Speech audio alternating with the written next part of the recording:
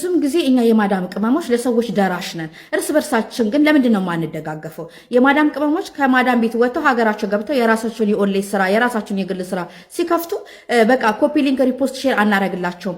ለምንድነው ለሌላ ሰዎች እያሳደግን ለሌላ ቻሌንጆች እየሞላን እርስ በርሳችን እንኳን ተደጋግፈን ለምንድነው ማንረዳዳው? ለምንድነው ማናድገው?